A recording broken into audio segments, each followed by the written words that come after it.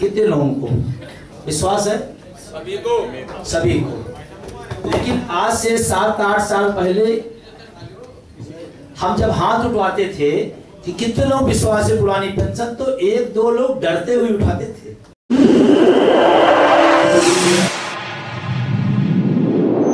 इस news channel पर जो भी वक्ता ने कहा वो उसकी अपनी राय है, जिसकी पुष्टि नेशन न्यूज इंडिया नहीं करता। धन्यवाद।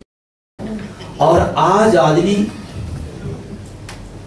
परिवर्तन तो आया ना, बदली तो धारणा कि हो सकता है। ये क्यों हुआ? क्योंकि 5-6 राज्य में हो गया, इसलिए विश्वास है केंद्र सरकार में भी होगा। और आपसे एक बड़ी बात कहने जा रहा हूं, आप अगर ढंग से साथ दे दें तो इस देश में 2024 के पहले 110% पुरानी पेंशन बहाल होगी।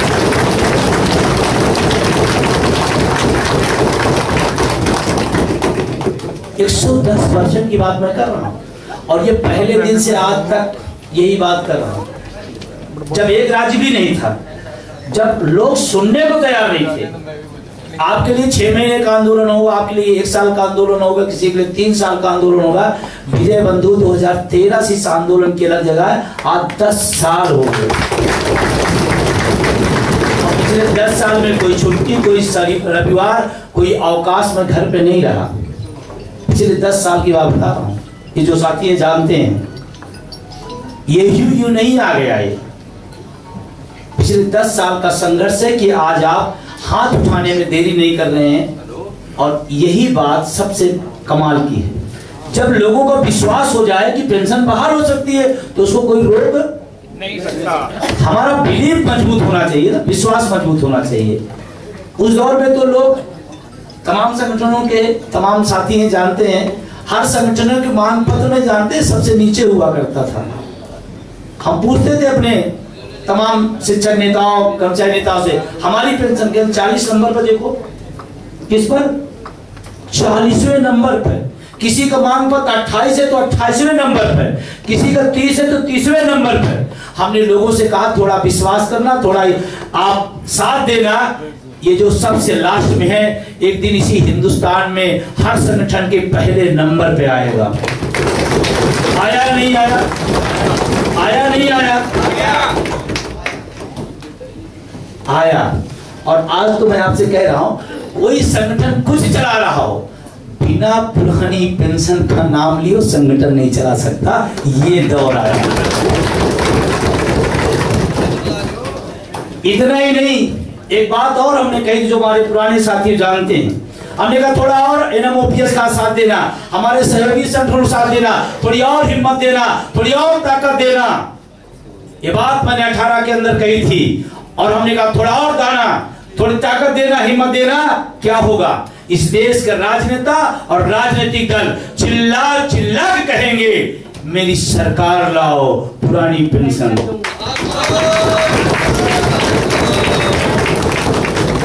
हुआ या नहीं हुआ? आज तमाम राजनेताओं के फोन आते हैं कि भाई साहब मेरी सरकार बनेगी तो पहले एजेंडे में, मेरी सरकार बनी तो पहले कैबिनेट में। अरे हिमाचल के तमाम विपक्ष के नेता इसके पहले जो थे, उन्होंने कहा मां चंडी की कसम, पहले कैबिनेट में पहली कलम से पुरानी पेंशन बहाल होगी। ये दौर भी आया।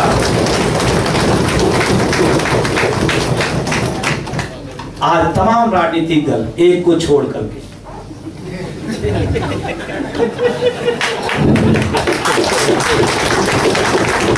दिल्ली वाले, क्योंकि राजधानी, राष्ट्रीय राजधानी समझदार ज्यादा है, तुरंत समझ रहे कि मामला किधर जा रहा है। सारे के सारे लोग कह रहे हैं हम पुरानी पेंशन देंगे, एक को छोड़ करके, जैसे उनको अपने घर से देना है या जहां से आए वहां से पैसा लेके आना पड़ेगा। भाई जब सब कह रहे हैं तो आपको तकलीफ किस बात की? किस बात की तकलीफ? लेकिन मैं फिर आपसे कह रहा हूं, उनकी भी कमजोरी मैं जानता हूं, और यही सूत्र दे रहा हूं आपको। जो आज भी कह रहे हैं मैं नहीं दूंगा, मैं नहीं दूंगा, मैं नहीं दूंगा, 1 अक्टूबर सफल कर देना और मामा मुख्यमंत्री को मध्य प्रदेश से भगा देना, वही प्रधानमंत्री आगे कहेंगे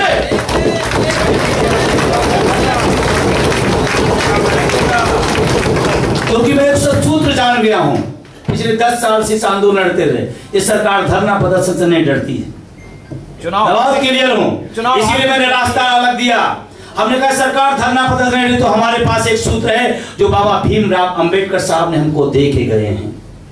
वो सूत्र है, पहले मैदान में तलवार चलती थी, तोप चलती थी, हाथी घोड़े पालकी चला करते थे। बाबा साहब ने कहा कुछ नहीं करो,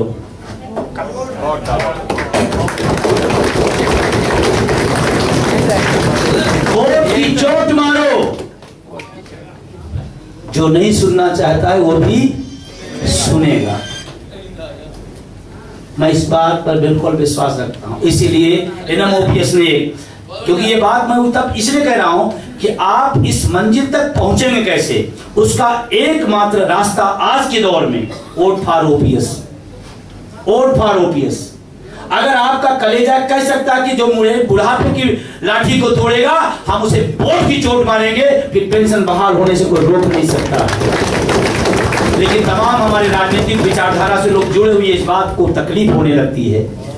नहीं, मैं तो विचारधारा से जुड़ा हुआ हूं, मैं तो फला पार्टी से जुड़ा हुआ हूं, मैं कैसे कह सकता हूं। आप बुद्धिजीवी भी, तो सवाल मैं करता हूं आपसे, आपके पेट पर कोई चोट मारे, एक बार नहीं, 2 बार नहीं, 10 बार, आप बुद्धिजीवी आप क्या करोगे बताओ। आप जो बार बार आपके पेट पर लात मार रहा है, चोट मार रहा है, आप क्या करोगे?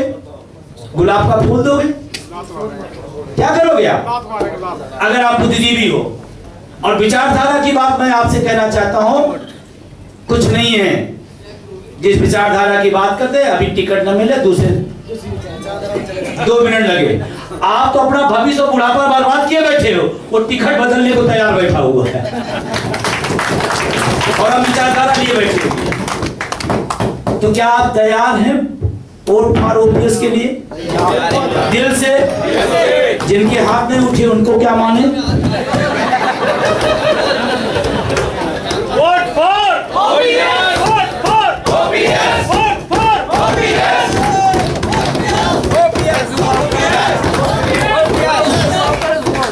और इसीलिए आपको कहते हुए खुशी हो रही, इस देश में एक भी आंदोलन इस दौर में नहीं चल रहा है सिवाय OPS के। एक भी आंदोलन पूरे देश के अंदर नहीं चल रहा है पुरानी पेंशन के। और आज अगर केंद्र सरकार को सबसे ज्यादा किसी बात का डर है तो सिर्फ इसी पेंशन आंदोलन से, सिर्फ और सिर्फ। और उसका फार्मूला क्योंकि उत्तर प्रदेश से शुरू हुआ और तमाम राज्यों में होते हुए चला जा रहा है, इसीलिए उसको टेंशन है। तो तैयार है? अब 1 अक्टूबर क्या करेगा? दिल्ली वाले क्या करेंगे? दिल्ली वाले तमाशा देखेंगे। इसके पहले भी हम सब ने बहुत बड़ी बड़ी रैलियां की हैं, लाखों लाख की रैलियां की हैं। हम 30 अप्रैल को भी रैली करने आए थे, हम 26 नवंबर 18 को भी रैली करने आए थे। और तब भी कहा था दिल्ली वालों से, आज फिर कह रहा हूं दिल्ली वालों से, आप संख्या की चिंता न करना, आप मैनेजमेंट संभाल लेना, हिंदुस्तान में लाने की तैयारी।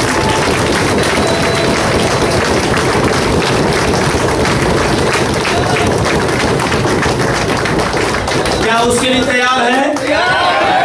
आज आपको तय करना पड़ा, अपना नाम लिखा के जाना है अरविंद जी के पास। ये जो जिम्मेदारी आप हमें देना चाहें, नंबर नोट करें, आप मुझे दें, ये तय करना पड़ेगा। भीड़ की चिंता न करिएगा दिल्ली वालों।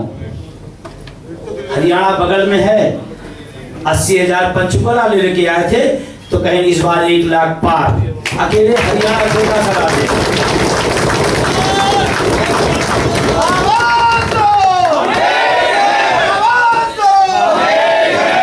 अभी मैं रास्ते में आ रहा था, मैं समीक्षा कर रहा था कि दिल्ली के आसपास जो यूपी का बॉर्डर है, जो सहारनपुर मंडल है, जो मेरठ मंडल है, जो अलीगढ़ मंडल है, जो आपका आगरा मंडल है, ये 4-5 जो मंडल हैं जो यूपी के बॉर्डर पर दिल्ली से सटे हुए हैं।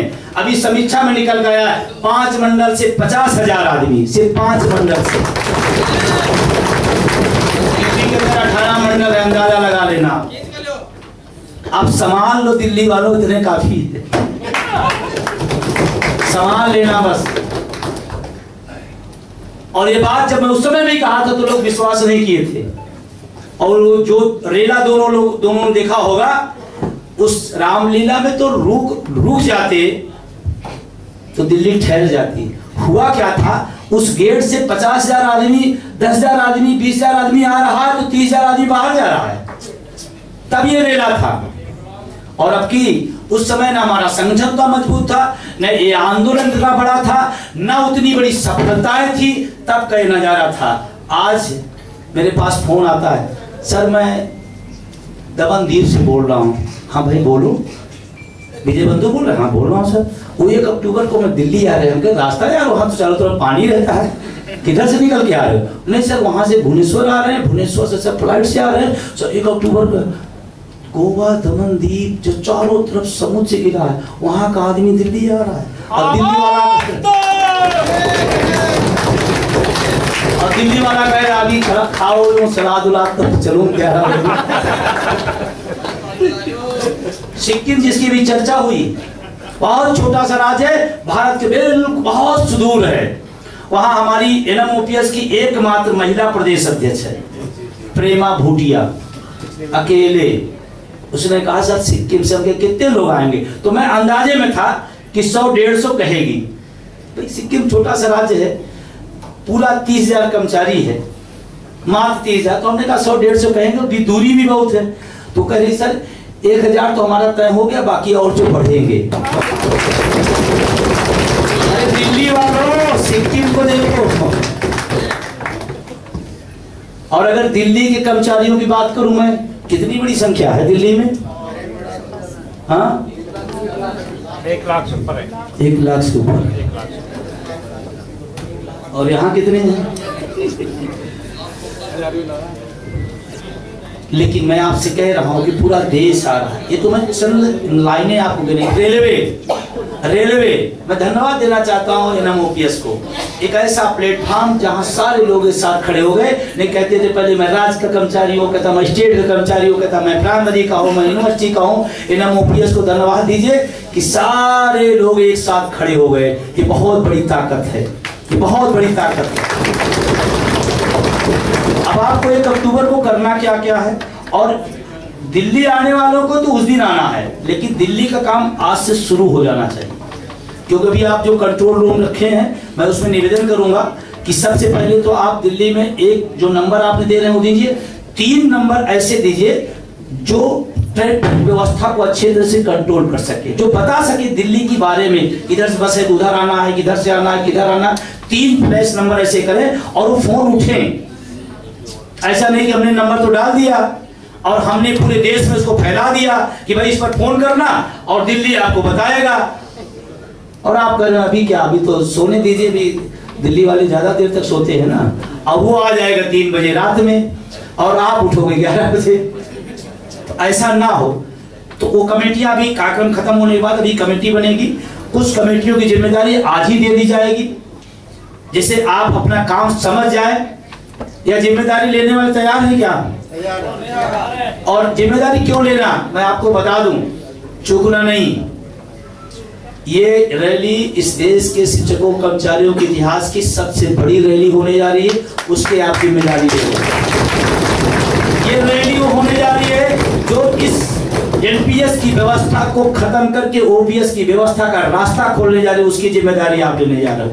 इतिहास का वो पन्ना गढ़ने जा रहा है रैली, जिसकी आप आने वाली बाद में पीढ़ियों से आप बताओगे कि जो रैली हुई थी जिसके बाद पेंशन बहाल हुई थी ना, उसका मैं इसलिए अगर जिम्मेदारी आपको मिल रही है ये सौभाग्य मानिए, क्योंकि ये बहुत महान और प्रवित आंदोलन है पुरानी पेंशन का। कोई छोटा मोटा आंदोलन नहीं है, ये आपके DA लगने का नहीं है, ये आपके एरिया लगने का आंदोलन नहीं है। ये आने वाली पीढ़ियों को एक संदेश देने वाले हैं कि हम लोग जिंदा लोग थे और सरकारों को जब सबसे ज्यादा तानाशाही थी उस दौर में लड़के हमने लिया है।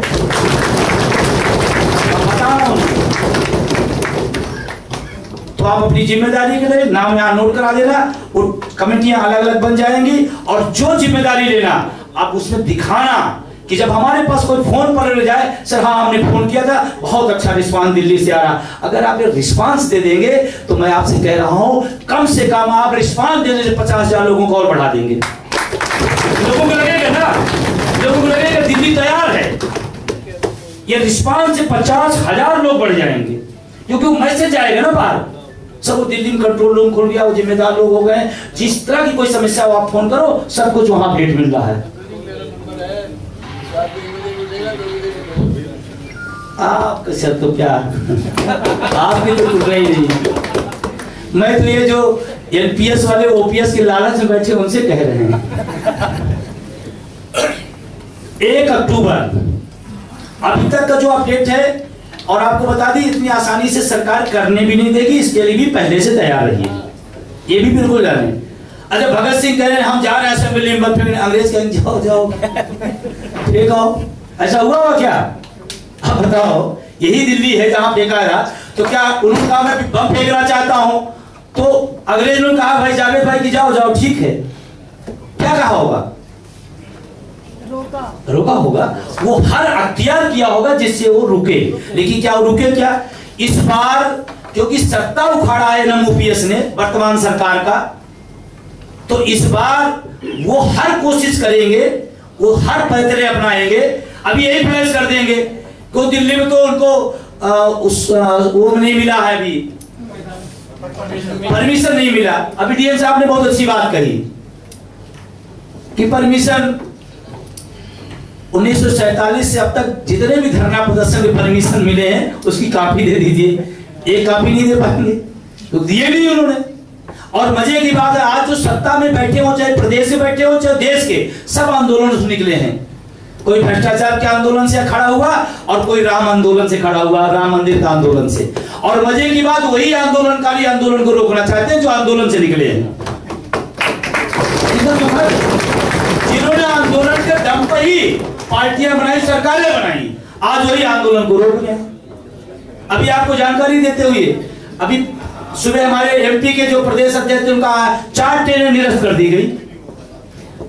उन ट्रेनों को निरस्त किया गया जिसमें सबसे ज्यादा 80% उस दिन एनपीएस वाले रिजर्वेशन कराए थे। 4 ट्रेनें निरस्त हो गई। ये सब होगा, लेकिन मैं आपको बता रहा हूं, ये एनएमओपीएस के लोग, ये एनपीएस के जो ओपीएस के दीवाने हैं, आप चाहे जितना जो करना होगा आप करना, 1 अक्टूबर पूरा हिंदुस्तान दिल्ली रहेगा।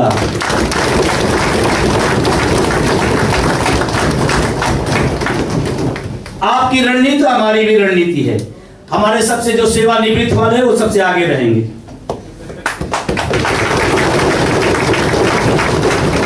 वो सबसे आगे रहेंगे। और ये केंद्र सरकार कहती है बड़े संस्कारी लोग हैं, तो बुजुर्गों को लाठी चलाना कौन सा संस्कार है? किस धर्म में कहा गया बुजुर्गों को लाठी मारो? है ना? वो सबसे पहले रहेंगी, उसके पीछे मात शक्तियां रहेंगी। हमारे यहां देवी माना जाता है, ठीक है, लाठी चलाओ आप। अगर आपकी रणनीति है तो हमारी भी रणनीति है। उसके बाद फिर एनपीएस वालों का रेला रहेगा, करो जो करना होगा। और आपको मैं बताऊं, जब दिल्ली के अंदर हम प्रवेश करेंगे तो उस दिन हम तो चाहते हैं कि प्रधानमंत्री जी दिल्ली ही रहे, ऐसा ना विदेश का कार्यक्रम बना ले। मैं चाहता हूं कि दिल्ली रहे। क्यों? क्योंकि वो अंशुमा जो कर रहे हैं उनको पता चले कि ये वही लोग हैं, ये खरीद के और लाद के और जबरदस्ती नहीं लाए गए हैं। ये लोग आए हैं अपने प्रधानमंत्री से अपनी पुरानी पेंशन मांगने। अब देखो और सुनो, एक ही आदमी की नजर से ना देखो। तो उस दिन दिल्ली रहे, लेकिन हमको उम्मीद कम है, क्योंकि मेन जब मुद्दा आता है तो प्रधानमंत्री जी इधर उधर कहीं चले जाते हैं। जैसे जब जंतर मंतर पर खिलाड़ी बैठी थी तो कहीं और थे, जब कहीं और जाना था तो कहीं और चले गए, है ना? और अभी एक बहुत दुखद घटना हुई, अब इसको पार्टी ने जोड़ी थी कि एक इंसान के नाते, एक नागरिक के नाते तकलीफ हुई थी, क्योंकि हमने उत्तर प्रदेश के अंदर एक पेपर में छपा हुआ था, वो पढ़ा था मैंने न्यूज, और मैं वो न्यूज पढ़ते समय मेरे आंसू निकले थे। अभी 2 दिन की पहले की घटना है, हमारे कश्मीर में 3 शहीद हुए थे। 3 ऑफिसर मारे गए। 3 ऑफिसर मारे गए, तीनों शहीद हुए देश के लिए।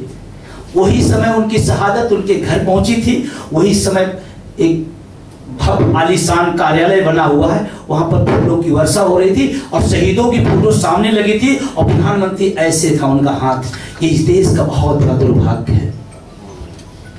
आपको हो सकता है कि आप पार्टी से जुड़े हो तो आपको तकलीफ न हो, लेकिन पार्टी के बाद भी आपकी वैचारिकता आपकी जिंदा रहनी चाहिए। ये आपकी नागरिकता का सवाल है। दोनों फोटो एक साथ छपी थी, एक तरफ शहीदों की फोटो थी, एक तरफ फूल की वर्षा करते प्रधानमंत्री की फोटो थी। इतना भी तो खुदगर्ज मत हो जाइए, जिनके दम पर हम सुरक्षित हैं उन्हीं को आप नजरअंदाज कर रहे हैं। ये बहुत पीड़ादायक है। मणिपुर में क्या हुआ, तकलीफ नहीं होती। हम चाहते तो सत्ता रहे। सत्ता किस लिए रहते हैं कि हमारी महिलाएं खुलेआम नंगा घुमाई जाए, इसीलिए सत्ता चाहते हैं। अब आप बहुत सारे लोग कहते हैं कि आप इसका विरोध कर रहे, नहीं, मैं उस बात की बात कर रहा हूं कि हमारी इंसानियत, हमारी नागरिकता जिंदा है या मर गई है। हम किसी पार्टी के किसी नेता के बहुत प्रबल समर्थक हो सकते हैं, लेकिन अगर उसके शासनकाल में महिलाएं समाज के सामने नंगा घुमा जाती है, हम उसकी तारीफ करें और हम माने, तो हमको लगता है हमारी मौलिकता, हमारी नैतिकता खत्म हो गई।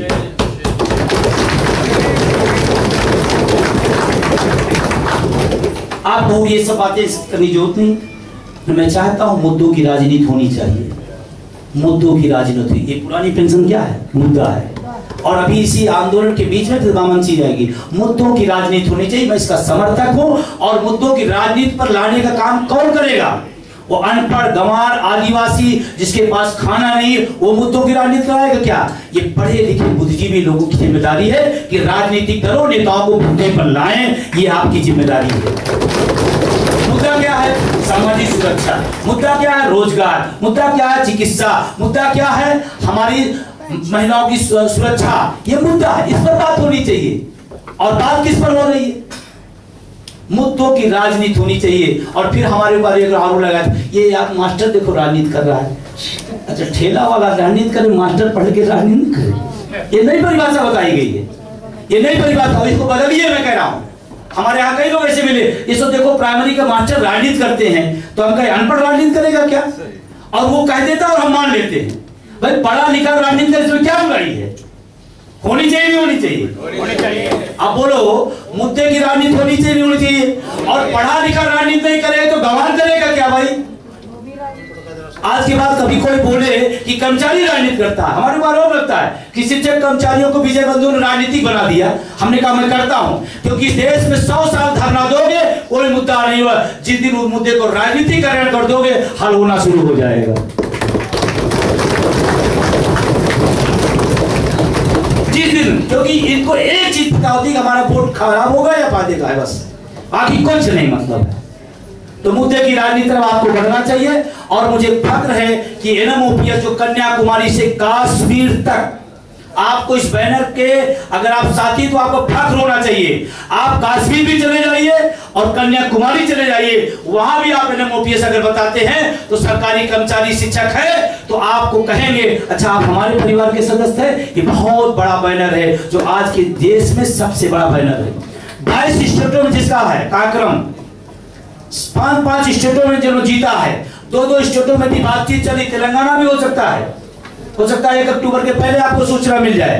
1 अक्टूबर को हो सकता है एक राज्य की सूचना आपके सामने मिल जाए, ऐसी भी तैयारी है, ऐसी भी तैयारी है। तो आपसे मैं कहते हुए, और पेंशन की बात करूं, मैं उसको इसलिए याद है क्योंकि आप सब जानते हैं बुढ़ापे की लाठी यूं ही नहीं कही जाती है। 70,000 डीएन सिंह साहब आ रहे हैं, चेहरे के देखिए ललाट, और इधर एमपीएस वाला चश्मा लगा के मुझाया डाल रहा है। क्यों ऐसा हो रहा है? क्योंकि पेंशन का टेंशन है, इधर मामला फिट है, खाए खत्म नहीं हो रही है, खाए खत्म नहीं हो रही है। और अगर आपको नहीं विश्वास है तो आप अपने आसपास जाकर जो पेंशन में है वो पुरानी में, उनका देखना, उनके घर में इज्जत है, उनका सम्मान है। और पहली तारीख आ जाए तो सम्मान और बढ़ जाता है, और वेतन आपका लेट हो जाता है, लेकिन पेंशन पहली तारीख को आता है।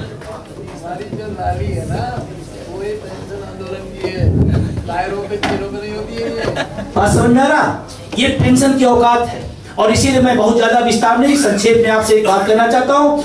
पेंशन क्या है? हमारे बूढ़े माँ बाप की दवाई है पुरानी पेंशन।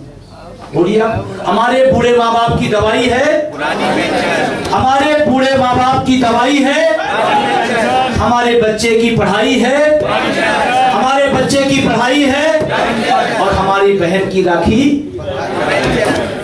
बंधवाई है पुरानी पेंशन। आप जब बूढ़े होंगे आपका नाती आपके पास दौड़ता, जानते क्यों आता है? बाबा चॉकलेट वाला पैसा जरूर दे देंगे। ये है। और अभी किसी साथी ने कहा ये चंद रुपए का भी मामला नहीं है, किसी पैसा ही है, ये हमारा सम्मान और स्वाभिमान भी है। पूरी जिंदगी हमने सबको दिया है, हम बुढ़ापे में अपने पैसे अपनी दवा के लिए अपने बच्चों से अपनी बहू से नहीं मांग सकते, ये हमारा जमीर नहीं कहेगा। इसलिए हमारे मान और सम्मान की भी लड़ाई है पुरानी पेंशन। और लास्ट बात, ज्यादा न लंबी करते हुए, अपने लिए जीना जी लेना, अपने लिए लड़ना लड़ लेना, लेकिन इस देश के अर्धसैनी बलों को पुरानी पेंशन नहीं दी जाती है। कितने लोग सहमत हैं कि उनको नहीं मिलना चाहिए? सहमत है कि मिलना चाहिए? एक बार हाथ ऊपर करें, एक बार हाथ। अर्धसैनिक बलों को पेंशन मिलनी चाहिए कि नहीं मिलनी चाहिए? मिलनी चाहिए। वो देश के लिए जान देते हैं, बॉर्डर पे खड़े हुए आन बान शान हमारे हैं, और एसी में बैठा हुआ नेता 4-4 पेंशन लेता है और अर्धसैनिक बलों को पेंशन नहीं देता। ये कौन सा राष्ट्रवाद है? ये सवाल उठाता हूं मैं, ये कौन सा राष्ट्रवाद है? नेता पेंशन लेगा और हमारा किसान गरीब का मजदूर का बेटा अग्निवीर होगा और नेता पेंशन वीर होगा। नेता पेंशन वीर है और वो अग्निवीर है। मुझे तो दुख होता है इस बात के लिए, जब इस देश में अग्निवीर व्यवस्था लाई गई, इस देश में विद्रोह क्यों नहीं हुआ? और क्या बताया यार, भार बहुत आ रहे हैं। मैं टीवी डिबेट में बैठा था न्यूज़ 24 में, जिन लोगों ने कुछ लोग देखा है क्या डिबेट मेरी देखी थी क्या आपने? यही सवाल आया था, तो मैंने बीजेपी के प्रवक्ता के सामने कहा था, हमने कहा 4-4 पेंशन एसी में बैठे वाला ले लेगा और इस देश का अग्निवीर को पेंशन ना देने पड़े, इसलिए सेना की व्यवस्था को बदल दिया गया। आप बताओ कैसे न्याय कहा जा सकता है? फिर उन्होंने गिनाने लगे ये पैसा वो पैसा। हम कहे जब आप अपना वेतन भत्ता ऐसे ठोक ठोक कर बढ़ा लेते हैं तब आपको और समस्या नहीं दिखाई पड़ती है। और बड़ी ईमानदारी से कहना चाहता हूं, पिछले 10 साल का अनुभव है, इस देश में पैसे की कोई कमी नहीं है। मैं ये बात कह रहा हूं होशो हवास में, होशो हवास में कह रहा हूं, पैसे की कमी इस देश में नहीं है, बस उसका डिस्ट्रीब्यूशन सही नहीं है, आपकी नीयत सही नहीं है। अगर पैसे का सवाल होता, एक दिन में मुख्यमंत्री और प्रधानमंत्री के एक रैली में, एक मंच सजाने में, एक रैली करने में 1-1 करोड़ रुपए खर्च होता है। इस देश में पैसे की कमी है क्या? नहीं है। 900 करोड़ का बजट 4100 करोड़ पहुंच जाता है, तब आप नहीं कहते पैसे की कमी है? उसी दौर में जब लोग ऑक्सीजन के लिए मर रहे थे, दवाइयों के लिए लोग मर रहे थे, जब लोग बेड के लिए मर रहे थे, उसी कोरोना टाइम में शुरुआत हुआ था 20,000 करोड़ से ज्यादा का एक नया शीश महल बनने का दिल्ली के अंदर। पैसे की कमी है क्या? उसी दौर में जब हम अपनी मानवता के लिए, हमारे नर्स, हमारे डॉक्टर, हमारे अध्यापक वो व्यवस्था में कोरोना में दौड़ रहे थे, 800 करोड़ के 2 चार्टर प्लेन लाए गए थे। पैसे की कमी है क्या? नहीं है। ये बात मैं आपके सामने ना टीवी डिबेट में मैंने बोला था। अगर पैसे कमी थी तो जब दवाइयां नहीं मिली थी तो एक शीश महल बनाने की क्या जरूरत थी? मैं ये बात इसलिए कह रहा हूं, पिता को दवा चाहिए और बेटा कहे मुझे चॉकलेट वाली पसंद आके तुरंत खिलाओ, ये कौन सी मानवता है? पहले उसको दवा दीजिए, चॉकलेट बाद में आ सकती है। सोने के थाली के अलावा भी भोजन किसी में किया जा सकता था। ये बात मुझे नहीं पता है, दिल्ली वाले बताए। G20 क्या है? अब शुरू होगा G20। मैं कहने आया हूं अब शुरू होगा G20। और अगर आपने मेरी बात नहीं सुनी तो मैं बड़ी जिम्मेदारी से कह रहा हूं, 2-3 मुख्यमंत्री को भूतपूर्व कर चुका हूं।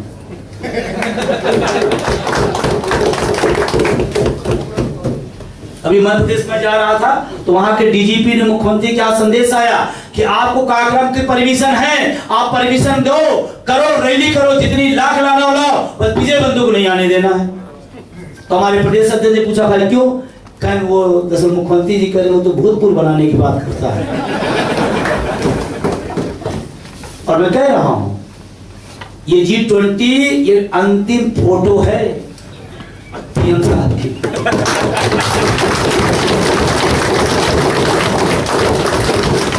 ये सब 24 के बाद उतर जाएगी अगर हमारी पेंशन और मैं झूठ भी नहीं बोलता हूँ कि कोई प्रधानमंत्री नहीं हूँ।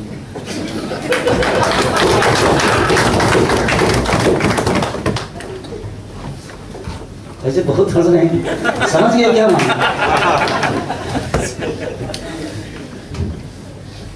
इसलिए आपसे मेरा निवेदन है कि दिल्ली की 1 अक्टूबर की जो तैयारी है उसको बहुत हल्के में नहीं लीजिएगा। आप अपनी जितनी क्षमता है संख्या निकालिएगा, संख्या जितनी निकाल सके निकालिएगा, उससे ज्यादा मैनेजमेंट पे काम करिएगा। और दिल्ली की जो रैली होगी मुझको लगता है कि 1 अक्टूबर के बाद, और एमपी फाइनल है, एमपी फाइनल है, राजस्थान भी फाइनल है। उसकी इसलिए नहीं बात कर रहा हूँ कि जो ओपीएस लाएगा उसको तो हम लाएंगे। हाँ, तो यही तो राजस्थान भी फाइनल है। जो ना कर रहा उसकी बात कर रहा हूँ, नहीं उसकी बात कर रहा हूँ। और हमने संदेश मध्य प्रदेश में कहा था, मुझे कहा था कि मामा भांजे की जब लड़ाई है, 8 शास्त्र और जितने वेद शास्त्र उठा पढ़ लीजिए, मामा भांजे की जब लड़ाई होगी तो भांजा ही जीतेगा। समझ रहे हैं मेरी बात? तो आप बिल्कुल तैयार रहिए, 1 अक्टूबर रैली सफल करिए। और जिनके जिनके लोग हैं जो 5 राज्यों की विधानसभा चुनाव आ रहे हैं, आपके रिश्तेदार हैं, आपके मित्र हैं, उन्हें फोन करो। जो हमारे पेट पे लात मारेगा हम उसे वोट की चोट देंगे, ये आप फोन करके बताओ उसको। 8 लाख मध्य प्रदेश के अंदर हैं, एक वोट मान लो 5 एक परिवार से, तो 40 लाख है। अकेले गिराने वाले के सक्षम है, अकेले अगर वो कर्मचारी बन जाए तो, जाति धर्म भाषा क्षेत्र में न पड़े तो। और मैं आपको एक लास्ट संदेश दे रहा हूं इस सरकार को। अब आपको सरकार गिराने आए हो क्या? नहीं, जो पुरानी पेंशन नहीं देगा चाहे जो हो, उसके हम खिलाफ है और पूरी बुलंदी के साथ खिलाफ में। और उसका एक फार्मूला मैं बता दूं, पूरे देश में एनपीएस वाले से 1 करोड़ लोग हैं। कितने हैं? 1 करोड़। 1 करोड़ लोग पूरे देश में एनपीएस वाले हैं। अगर हम 5 मान लेते हैं तो कितने हो गए? और हम मास्टर हैं, कभी किसी चीज गड़बड़ी हो तो मास्टर बुलाओ, और हम मास्टर हैं। और हमारे तमाम लोग प्राइमरी के भी टीचर होंगे, हैं क्या? अब आप शहरों में हैं, मेट्रो सिटी के हैं तो अलग बात है, लेकिन मेरी गांव की बात मैं कर रहा हूं। गांव का जब प्राइमरी के बाद मास्टर 2 बजे के बाद खाली होता है अपनी पढ़ाई के बाद, तो 2 बजे के बाद वो चौराहे पर जरूर बैठता है, वो चाय की दुकान पर, वो प्रधानमंत्री जी वाली, वहां बैठेगा। और बैठे बैठे झोपड़ी में वो झोपड़ी में बैठकर एक ही बात बोलेगा, क्या? ये सरकार जा रही वो आ रही। तो आज भी गांव में पढ़ा लिखा आदमी या अनपढ़ भी आदमी कहता है ये पढ़ा लिखा मास्टर बात सही बता रहा है, आदमी लोग मानते हैं, ऐसा है। अब शहरों में नहीं होगा मुझे नहीं पता, अजय साहब बताएंगे, लेकिन गांव में है कि पढ़ा लिखा मास्टर आदमी सही बता रहा है। अगर ये 5 काम हमने और कर दिया, चाय दुकान बैठे और बोले सरकार जा रही हो आ रही, तो 5 आदमी और हम तैयार कर देंगे, इतना क्षमता रखते हैं। कितना? 5, और 5 हम पहले से हैं 10। कितने हो गए? अब कितना वोट हो गया? इतना। पिछली जो केंद्र सरकार बनी थी, केंद्र सरकार जो पिछली 19 में बनी थी, वो 23 करोड़ में बनी थी। कितने में? 23 करोड़। 23 करोड़ में। अब 23 में 10 निकाल दीजिए, 13 रह गए। हिंदू धर्म में ये 13 ही का संस्कार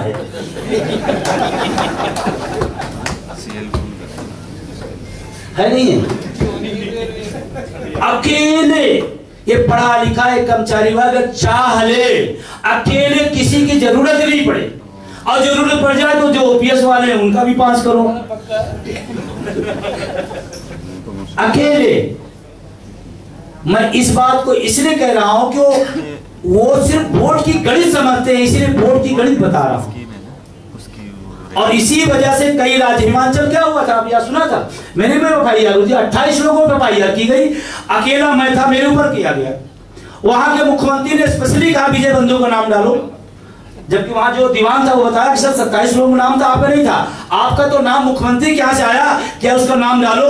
वो ठंडी वादियों में ओपीएस की गर्मी पैदा कर रहा है। मेरा भी नाम गया, मेरे एफआईआर हुई, 2-3 बार वहां जाना पड़ा, कोर्ट में शामिल होना पड़ा।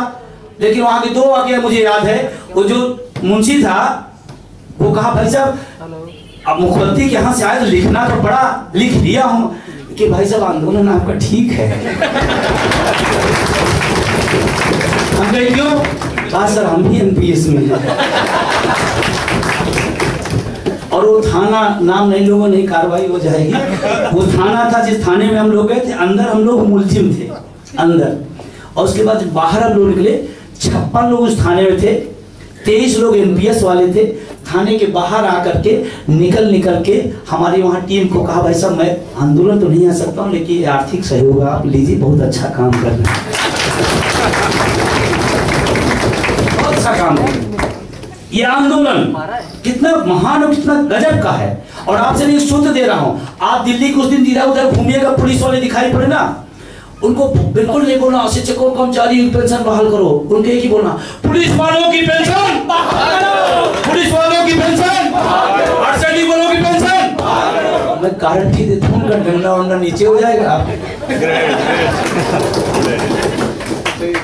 एक ही बात बोलना, और जब थोड़ा समझ जाए तो थोड़ा और बोला, ये अंदर की बात है, हमारा नारा चलता है, ये अंदर की बात है, पुलिस हमारे साथ है। दरोगा मुस्कुरा कहता है